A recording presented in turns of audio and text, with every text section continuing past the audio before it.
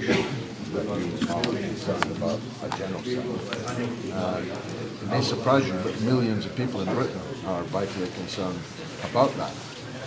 And as a genocide is taking place, that's, of course, the first thing I'll raise in Parliament. But the second thing I'll raise is that you cannot be born in Rochdale because they stole our maternity services. The third thing will be you can't die in Rochdale because they stole our AD. You can't even be locked up in a cell in Rochdale because they stole our jail. So there's no dichotomy here.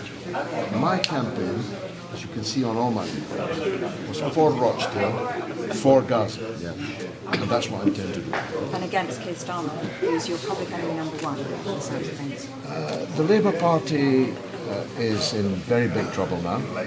It has lost the confidence of millions of its traditional voters, many of whom have voted Labour for generations.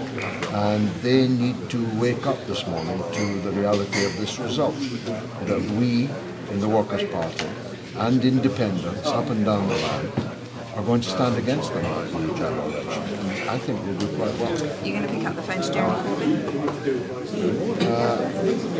I mean, I'm on the phone to Jeremy Corbyn. I'm not going to pick up the phone to him tonight, but I'm expecting him to escort me into Parliament along with David Davis, the eminent Conservative. This was kind of a perfect storm, wasn't it, though, because Labour disowning their candidate, Tory candidate on holiday, and so on. You can't do it again, can you, at a general election?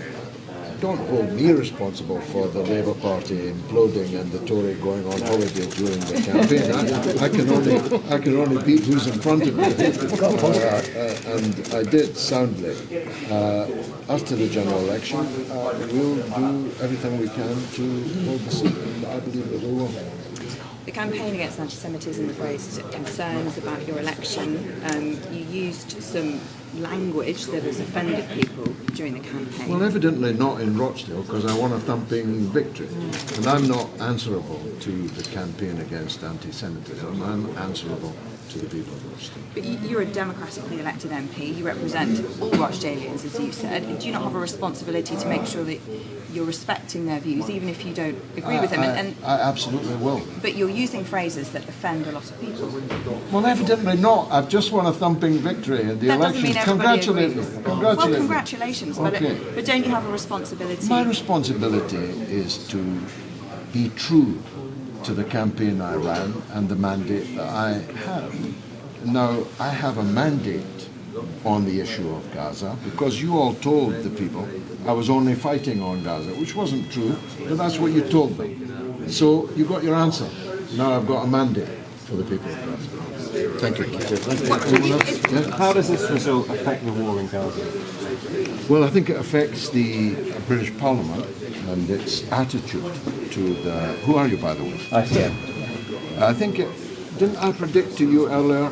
You did predict to me earlier. Congratulations on your victory. Thank you. Very accurate in your prediction. But I want to know how this affects the result. How this result affects the war in Gaza. Well, it affects the British Parliament's attitude towards the war in Gaza. First of all, I've got the freshest mandate, the biggest mandate, to speak against the ironclad consensus for Israel on the British front benches. And I know how to deploy that mandate. And I will. And I'll be speaking for millions. I mean, this is something consistently underestimated by the media and the political parties, who like to write off, concern about Gaza is just a Muslim issue, as if Muslim feelings didn't matter, their votes didn't count. But it's actually a matter that concerns millions of people, most of them not Muslim, in Britain, and indeed around the world, and including many Jews at the front of every demonstration. So it will affect, if you like, the weather inside the British Parliament on this subject. And if Keir Starmer doesn't heed it, then he's going to pay a very high political price for it. You've made clear what message you think this sends to Keir Starmer. What's your end goal when it comes to the Labour Party? We want to replace it. We are, if you like, the Labour revival. We are the people who want to give and offer the British people a real party of the workers, a real Labour party. Every country needs one. Britain doesn't have one, at least not until now. And just finally, you'll know that not everyone here in Rochdale voted for you. There were lots of people here pretty unhappy about your election. I've just spoken to the Tory candidate who was almost in tears. After hearing yours. Lots of people will be quite upset about your election. You're seriously putting to me that the Tory candidate was in tears about my victory. What do you expect him to be? Popping the champagne? And he just told me he's been on holiday during the campaign. He was in tears and he said that this was a dark day for Rochdale. But he would say that. I've just trounced him in an election. But he says he's a proud Rochdale man. But he and got he a thinks trounce. you don't care about this town. Well, but the people disagreed. The people gave him a laughable vote. Totally laughable. He was trounced by an independent that no journalist knew the name of. And you're seriously putting to me the feelings of the Tory candidate? Come on. Thank you. Galloway.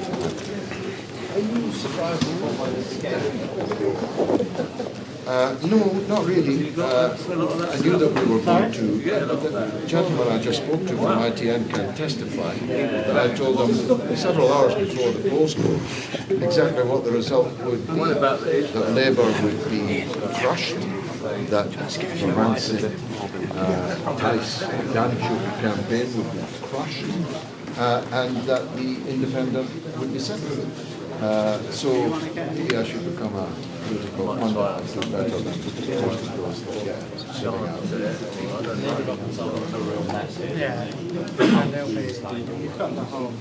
Well, I think we would have beaten them anyway, but of course, perhaps not. But the Labour Party didn't give up on the campaign, despite Keir Starmer ordering people to do so. I say ordering them to do so in quotes because it hasn't affected the Labour councillors that roamed the constituency throughout the campaign, taking Qurans into people's houses and asking them to swear on the Quran that they would vote for the Labour candidate, Azhar Ali, and we've got evidence of that. And we've sent all the evidence of these Labour shenanigans to Labour, and they've done nothing about it. So it isn't true, you know, that they actually withdrew from the campaign. They just pretended to. Just like they're pretending to be in favour of a ceasefire in Gaza. Highly likely there'll be a general election this year. How much do you think you can achieve in Rochdale? Well, I'm going to try. I think that you'll be surprised by how well we'll do in the months available to us. And we fully intend to wait and see the general election. When you talk about things like maternity services, have you got any specific ambitions with regard to issues like that? Yeah, I won't be able to achieve that one by the time of the general election, but I'll achieve the following. I'll get the open air market reopened. Which is a significant part of the reason for Rochdale's decline.